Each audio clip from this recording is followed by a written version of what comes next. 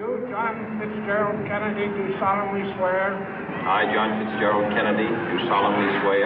That you will faithfully execute the office of President of the United States. That I will faithfully execute the office of President of the United States. And will, to the best of your ability. And will, to the best of my ability. Preserve, protect, and defend the Constitution of the United States. Preserve, protect, and defend the Constitution of the United States. So help you God. So help me God.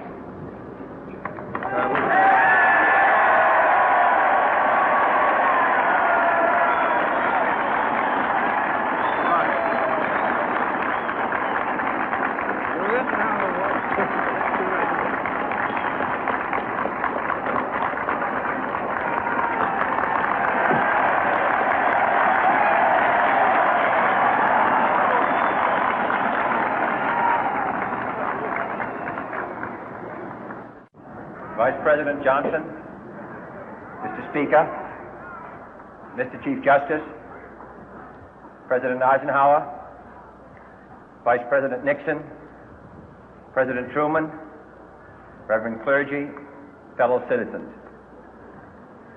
We observe today not a victory of party, but a celebration of freedom, symbolizing an end as well as a beginning, signifying renewal as well as change.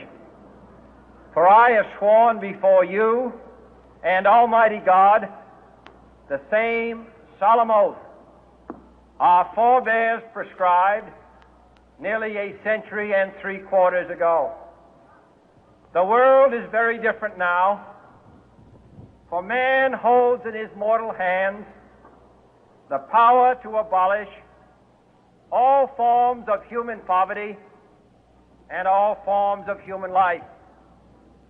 And yet the same revolutionary beliefs for which our forebears fought are still at issue around the globe.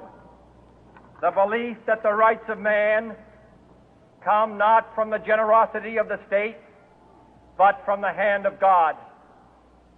We dare not forget today that we are the heirs of that first revolution.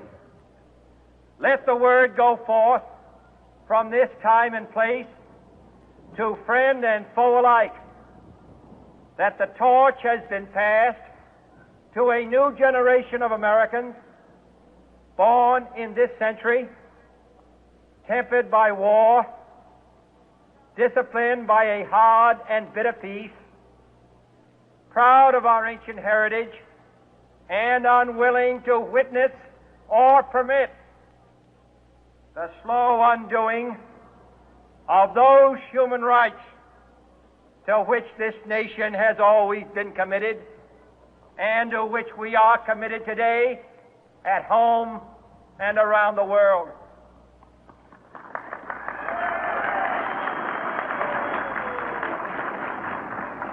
Let every nation know, whether it wishes us well or ill, that we shall pay any price, bear any burden, meet any hardship, support any friend, oppose any foe to assure the survival and the success of liberty.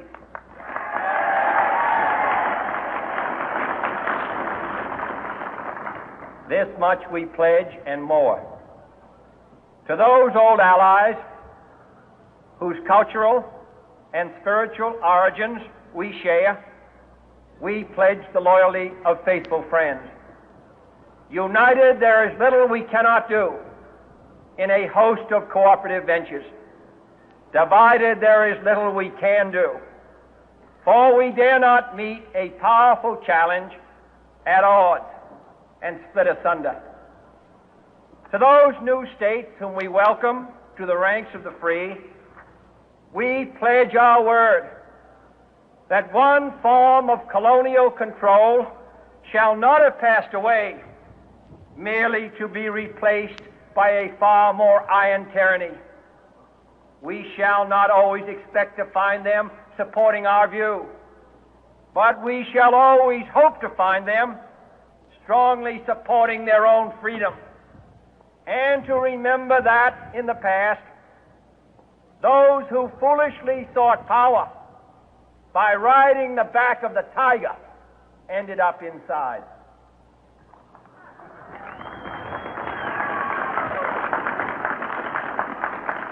To those people in the huts and villages of half the globe struggling to break the bonds of mass misery, we pledge our best efforts to help them help themselves for whatever period is required, not because the communists may be doing it, not because we seek their votes, but because it is right.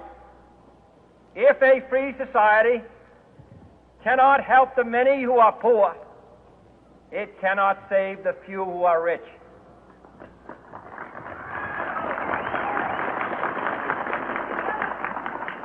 To our sister republics south of our border, we offer a special pledge to convert our good words into good deeds, in a new alliance for progress, to assist free men and free governments in casting off the chains of poverty. But this peaceful revolution of hope cannot become the prey of hostile powers. Let all our neighbors know that we shall join with them to oppose aggression or subversion anywhere in the Americas. And let every other power know that this hemisphere intends to remain the master of its own house.